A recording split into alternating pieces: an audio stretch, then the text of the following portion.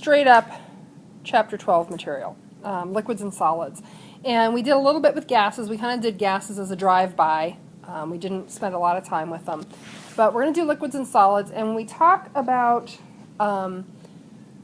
solids. That's really what's tied most closely to the Carnegie visit. So, and it's not April, it's May the 5th, 5/5/17. Okay, so you know liquids have no definite volume and shape, or no definite shape, they have a definite volume, unlike gases which have no definite anything.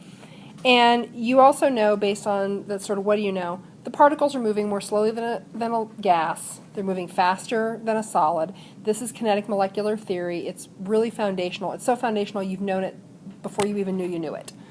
Yeah, everything's made of little particles that are vibrating. That is kinetic molecular theory.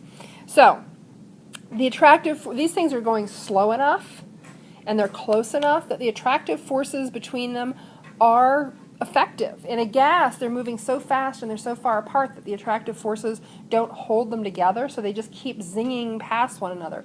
In liquids, they're slower, they're closer, and so you can catch up with one another. Okay? Okay, so a few of you said that liquids are fluids, and this goes for anything in the liquid phase. Water, gasoline, mineral oil, glycerin, iodine, coffee with creamer. It's fluid, which means it's able to flow. The particles will flow past one another and take the shape of their container. Two states of matter are considered fluids, that's liquids and gases. Okay, so properties of liquids. They are significantly higher density than gases. They are not really compressible. And this is the whole principle behind hydraulics, that you compress a fluid in one area and that translates to motion in another. So your brakes are a hydraulic system, and you push on the pedal. That pedal's not directly connected to the wheels, but that pedal is connected to a reservoir, and the action of that pedal then compresses the fluid inside that reservoir. That'd be your brake cylinders. And when the fluid in the brake cylinders is compressed, because liquids aren't really compressible, it squeezes out the other end. When it squeezes out the other end, it travels through hoses and tubes down to the brakes themselves. And then that fluid exerts pressure on the brake pads. So your brakes work because liquids are not compressible. If liquids were gases and were compressible, you wouldn't stop your car. They diffuse, and diffusion is when you put two liquids together, they will spread out from areas of high concentration to areas of low concentration. And if we imagine putting some drops of food coloring, for instance, or iodine into a container, even though it looks like a blob to start with, it will eventually spread out until those particles are evenly distributed. And that's what diffusion is. Liquids exhibit what's called surface tension. So at the surface of a liquid, at the interface with the air, there are bonds, and that creates sort of a layer of linked molecules. Now, you can drop something through a liquid, not a problem. But you can also, if you're real careful and real delicate, float something on the surface of a liquid. And it's basically because all of those particles are pulling together to make themselves as small as possible. And it's those attractive forces between the surface particles that cause surface tension. This is what water striders walk on. They have little discs on their feet, and they exploit surface tension. Capillarity is a funny one. When we talk about the properties of water, we'll talk about a little bit about cohesion and adhesion. Cohesion is sticking to other molecules of your same stuff. Water is cohesive. Water molecules like to stick together. They don't go to the bathroom by themselves. Adhesion is the property of sticking to other things. Water molecules also stick to things other than themselves. They are adhesive. If you put together a substance that is both cohesive and adhesive, what you get is something with capillarity. So here's how capillarity works. Imagine you have a very narrow little tube. Who here has given blood? Okay. Have you worked the blood drive even if you haven't given blood? Have you seen? Do they use the little glass tubes on your finger when they give you the finger prick, or do they just squeeze it? You don't. Oh, really? What, they stick your hand through a curtain? So if you've got a very narrow little tube and you put some water molecules here, and this tube has to be very tiny. This is called a capillary tube. Not coincidentally, actually, the smallest blood vessels in your body are also called capillaries. Capillary action works there too. So each one of those little water molecules is attracted to the sides of the tube. Because water is attracted to only two things, itself and everything else. Well, each one of the little water molecules that's attracted up the sides of the tube is also really attractive to all its buddies in the middle, because it's attracted to itself. It's adhesive to the sides, it's cohesive to one another. Well, what that means is that that water column will climb this narrow tube. And this is actually the same way paper towels work, because the reason that paper towels suck up moisture is the fact that there are little narrow channels, essentially capillary channels, in the paper towel. And so the water molecules, once they get a foothold, they start to soak their way up. Same thing for fabrics. If you're wearing, this morning I had a t-shirt on under a raincoat and the back of the t-shirt was sticking out. I was out in the rain with the dog. Didn't realize that, so it wasn't just that little half a centimeter of shirt that was wet by the time I got home. It was a couple centimeters up the back, because capillary action pulls the water up through the fabric, because the fabric has those little capillary channels. Okay, this is where we start to talk about phase changes. We'll do some phase change diagrams a little bit. You guys have all taken the ACT, darn it.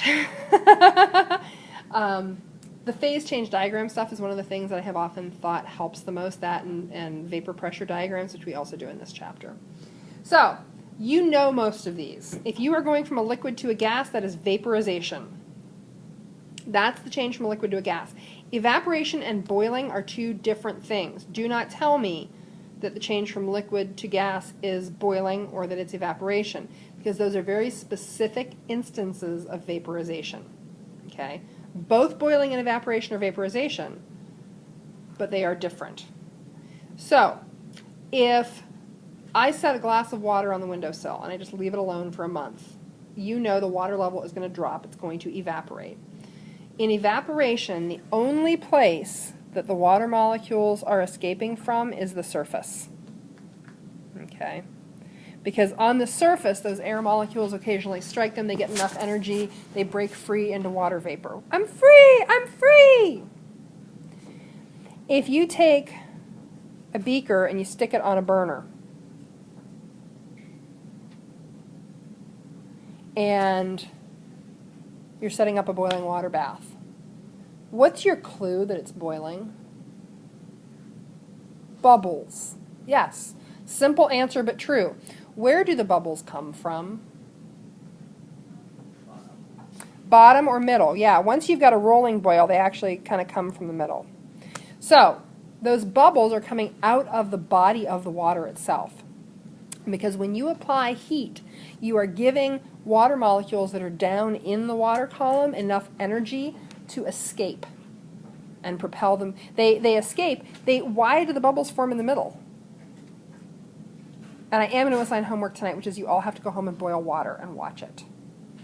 You think I'm kidding. That's so cute. Why do the bubbles come out of the middle?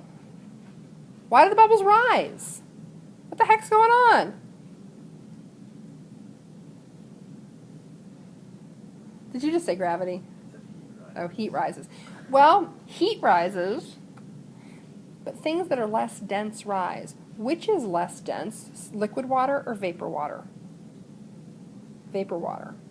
So, we're going to look at this individual one to the water molecule. Okay. If this one water molecule is in the liquid state, it's low energy. If we apply heat and we get that one water molecule enough energy to become a vapor molecule, and I'm going to symbolize that by doing that, suddenly we have this little pocket of water vapor in the midst of a bunch of liquid water. What has to happen next? Point. Because it's less dense. So it's less dense, it's going to rise to the surface and then pop. So in boiling, we're seeing water coming out of the center of the water column. In evaporation, all of the water molecules are already on the surface, and they're just getting enough energy from their contact with the air. The warmer it is, the more they're being struck by air molecules. The warmer it is, the faster the air molecules are moving, the faster it evaporates. Anyway, okay, that's those two changes. The change from a liquid to a solid is freezing. We can also call it solidification if we want to sound a little fancier. Fancy's okay. Okay, so solids. You think you know all about them. You've been handling them your whole lives. You're sitting on one right now. You are mostly, well, no, you're actually not mostly one. You're more liquid. You're kind of goop, really. Though you look awfully solid. We're so weird. But anyway, in a solid, the particles are more closely packed together. They are moving much more slowly. They are far more dense. Solids are non-compressible. They have definite shape and volume. They are solids. So there are two broad categories of solids. There are crystalline solids and there are amorphous solids. Let me talk about amorphous solids first, despite the fact that they're listed second. A means without and morph means shape. Amorphous solids are those that do not have a regular, repeating, molecular or atomic structure. Glass is an amorphous solid. Plastics are amorphous solids. Styrofoams, a lot of polymers like that are amorphous solids. I'd have to think about whether or not things like human tissue and cells are... No, because you get phospholipids. Anyway, I'd have to think to come up with other examples of amorphous solids. But the ones that we're going to see at the museum, some of us, and hopefully others of you will get there eventually and get to see it, are what we call crystalline solids. And crystalline solids have regular repeating patterns of molecules or atoms. So they are linked in very firm, very rigid ways. Salt is a molecular solid, and these form crystals. That's what they do. So we classify those crystals by symmetry, and we classify them by the types of chemical bonds. I will assign for homework, you will have homework, it's about a 15-minute video on crystalline solids. Using that, you'll, if you're not going to the museum, you'll use that 15-minute video to complete the assignment that everybody else will do at the museum. And for those going to the museum, you should at least skim through it because it's good prep so that you know what you're about to look at. When we go to the mineral hall, we will identify 6 different categories of crystals, and then you can look up their names and their chemical compositions. And okay, here's the thing. I'm going to be honest. I didn't know a whole lot about crystal chemistry before I started teaching chemistry, and I always kind of really hated earth science. I had some really terrible earth science teachers, and I love biology and environmental biology, but geology, I just didn't get it. And then I encountered this concept of crystalline solids, and okay, this is one of the things where really, I think if you allow yourself to think about it, it is absolutely mind-blowing. The shape of that giant chunk of rock salt, that giant squarish chunk, the way that it fractures, the way that it behaves, is all down to the arrangement of the atoms that are making it up. Oh, that's cool. So we can look at the outside surface of this thing, and it tells us, I find that like cosmically mind-blowing and significant. Maybe I'm crazy. Don't answer that. We can look at the outside of this object, and it tells us how the atoms line up. Whoa! I think that's cool. Anyway, when we go to the museum and the mineral hall within the museum, they have got an absolutely staggering collection of minerals and beautiful forms in their native crystal. Basically, these things break along lines where their atoms aren't holding hands. As for the types of symmetry that we see in crystalline solids and the bond types, I'll leave that to the little video that you'll get assigned. But here are things that are true for all solids, whether they are crystalline or amorphous. They have definite shape and volume, you know that. They have definite melting points. Melting point is also sometime, yeah. What is melting point? This is actually a good question. What's the melting point? Who here has melted anything, ever? Butter, candle wax, chocolate chips. What did you melt? Anything good? I melt butter all the time. Ice cream! Okay, fantastic. Could you melt steel? Yeah, not in your kitchen. Can you melt sugar? Yeah, have you ever done that? Yeah, over a candle in here. Can you melt salt? No. Well, not in here. Can you melt it ever? Yeah, you can, but not at the temperatures we're going to generate here. Because it's what, like 3,000 degrees Celsius or something? Really, really high melting point. You're not doing that with a Bunsen burner.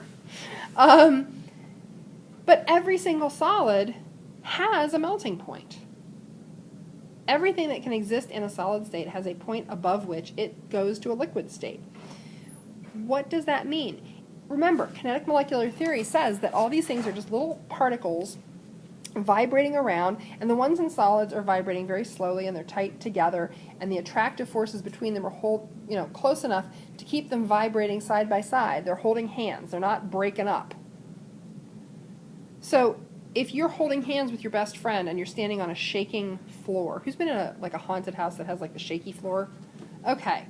You're holding hands, you're standing in line, maybe you're there with Sweetie Pie, whoever your Sweetie Pie is. You're there with your Sweetie Pie, you're holding hands, you're waiting in line, yay, all is good with the world, life is good, and the attractive forces between you are enough to keep you together. And then you get on the shaky floor. And we add some energy to the mix, and it starts shaking hard enough that you can no longer hold hands. That's what we're doing when we melt something. We're adding so much energy. Now, in the shaky floor analogy, it's kinetic energy. We're literally shaking you. In a solid, we're adding heat energy, which makes the particles move faster. In essence, we are adding kinetic energy. And once they're moving faster, they've got enough energy, they break free of those attractive bonds. That's what we're doing when we melt something. So, along with boiling water and watching the bubbles tonight, you can melt something and then look at it and go, ah, look, I broke you up. Because that's what you're doing. You're separating the particles of the solid from one another. You can taunt whatever it is that you're melting. Ha ha ha! Okay, so they are highly dense, and diffusion, that whole idea of diffusion. You would think that solids don't diffuse at all. In fact, they do, but it is crazy slow. Like, it's imperceptible. If you take a piece of zinc and a piece of copper and you clamp them together tightly and you leave them alone for about 1,000,000 years, did I say it was slow? A couple of atoms from each will change places. Not something that you're going to do as a party trick, but it can happen. Here's where we're going to talk about equilibrium. It is a dynamic condition in which, that should be in which two opposing changes occur at equal rates in a closed system. Two opposing changes. Huh. So let me give you an example of equilibrium.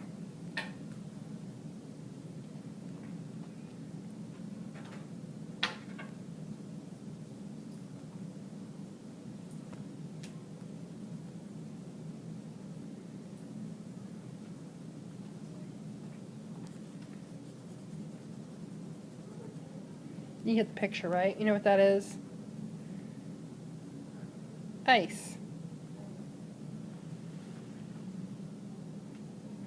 So if you have a glass full of ice water, and it's sitting there at, 0 Celsius, 1 Celsius, -1 Celsius, sort of fluctuating around in there,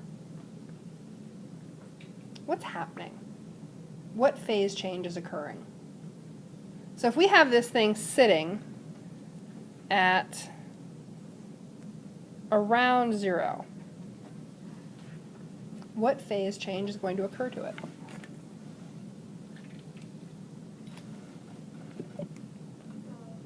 that ice is leaving the solid phase, water is leaving the solid phase and entering the liquid phase, which we would call melting. Anybody else have any other claims? We're sitting there at 0. We're fluctuating right around 0. -1, 0, +1, 0, -1. What do you think is happening? What do you think is happening? 0 degrees Celsius is the freezing point of water. So we're fluctuating right around there. We're a little bit warmer, a little bit colder, a little bit warmer, a little bit colder. So you say that some of the ice is melting. You say some of the water is starting to freeze. So you're saying that liquid water is, or solid water is changing to a liquid phase, and you're saying that liquid water is changing to a solid phase. Guess what? They're both right. And those are opposing changes. And if this system is at equilibrium, what that means is they're happening at approximately equal rates. So I am going to have you all now, and this is tougher with a smaller class, but I'm going to have you stand up. And I'm going, oh, it's perfect. We have an even number today. That's perfect. And I'm going to invite you to the doorway of the classroom where we are going to undertake equilibrium. Okay, now, so we had opposing changes happening. We had things going from the vapor phase to the liquid phase, things going from the liquid phase to the vapor phase. At the point when those are happening at the same rate, it's 1 in, 1 out, 1 in, 1 out. That's equilibrium. Notice that it says closed system. What that means is we can't add any molecules. We have to only have the molecules we start with and end with, because then it's not equilibrium. Then we're just adding stuff, you know? Okay. Okay. So equilibrium happens in a lot of places. It happens in chemical reactions. But we're interested in it here in terms of phase changes, equilibrium related to phase changes. If you are going on in chemistry, you will look at chemical equilibrium, where reactions are running backwards and forwards and the point at which they're at equilibrium. But we're only going to talk about it with phase changes, though it does set you up well to later learn about chemical equilibrium. Anytime you have a liquid, some particles just accidentally hit that surface and they escape. Anytime you have a liquid with its attendant gas over it, some of those gaseous particles hit the surface and get sucked right in. It's kind of like if you're walking outside a friend's house and you notice that they have a party, you might get sucked right in by the attractive forces of all that fellowship. But if you're moving fast enough, you walk right on by. You don't even notice. You don't get sucked in. So if we take a liquid and we add heat, we get vapor. What this also means is that if we take a liquid and we cool it, we're going to get, or if we take a vapor and we cool it, we're going to get a liquid and we're going to get heat out. I told you about the strawberries. Oh, excellent. Let me tell you about the strawberries. Okay, we'll talk about strawberries on Tuesday. Have a good weekend. I will see some of you at the museum on Monday. The rest of you I won't. Homework will be posted to classroom by the end of the day today. Yay! Happy travels.